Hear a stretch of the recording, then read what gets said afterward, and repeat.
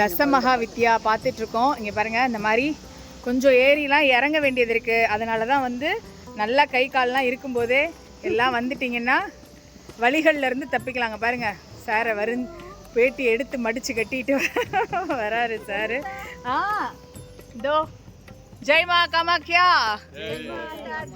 இங்கே பாருங்க, நீலாச்சல் பர்வதம். நீலாச்சல் பருவத்தில் தசமகா இருக்கா. தசமகா வித்யா தான் தசாவதாரத்துக்கே வந்து வித்து அப்படின்னு சொல்லுவாங்க. இப்போ வந்து நாங்கள் வந்து தூமாவதியை பார்த்துட்டு யாரை பார்க்க போகிறோம்? பைரவியை பார்க்க போகிறோம். பைரவியை பார்க்க போகிறோம். நீங்களும் தொடர்ந்து எங்களோடையே அப்படியே ட்ராவல் பண்ணுவாங்க. ஜெய்மா காமாக்கியா. காமாக்கியா கோவிலில் தசமகா வித்யா தரிசனம் பண்ணிகிட்ருக்கோம். இப்போ நீங்கள் பார்த்துட்ருக்கிறது தூமாவதி தரிசனம் பண்ணிகிட்ருக்கோம். இங்கேருந்து இன்னும் ஒரு 100 படி இறங்கி போனால் பைரவியை தரிசனம் பண்ணலாம். தசமகா வித்யா தரிசனம் ஆயிட்டுருக்கு. நீங்களும் வீட்டிலேருந்து இதெல்லாம் பார்த்து இந்த யாத்திரைக்கு வந்த பலன் புண்ணியத்தை நீங்களும் அடைங்க. தசமகால பைரவி பீடம் இது. பைரவி பீடத்தை தரிசனம் பண்ணிகிட்ருக்கீங்க. மனசு முழுக்க நிறைஞ்சிருக்கு.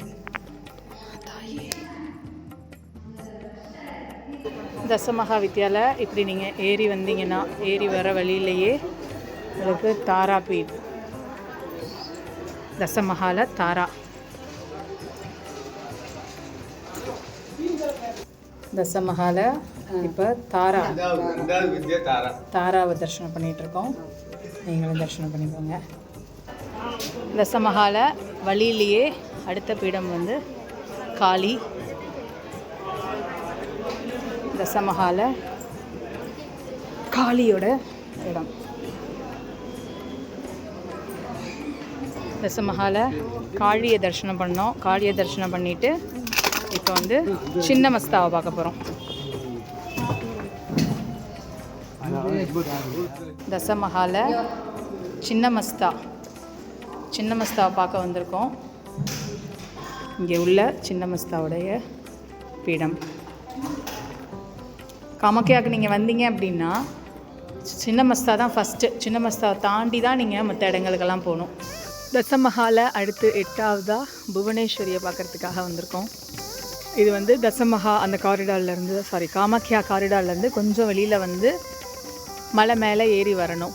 தசமகா வித்யாவில் அடுத்து வந்து பக்லாமுகி பார்க்க போகிறோம். பக்லாமுகி வந்து பீதாம்பரேஸ்வரின்னு பக்லாமுகியை சொல்லுவாங்க. ஜெய்மா காமாக்கியா.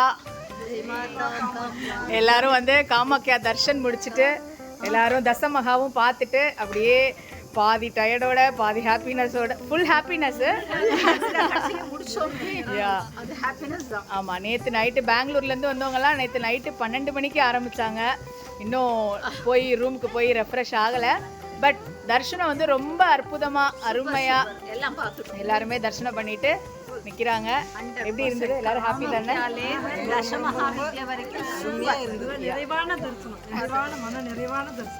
பார்த்துட்டு இருக்கிறவங்க எல்லாருக்காகவும் பிரார்த்தனை. நீங்கள் எல்லாருக்கும் உங்கள் எல்லாருக்குமே சீக்கிரமாக இந்த மாதிரி யாத்திரைகள் எல்லாமே வசப்படட்டும். ஜெய்மா காமாக்கியா கி ஜெய்.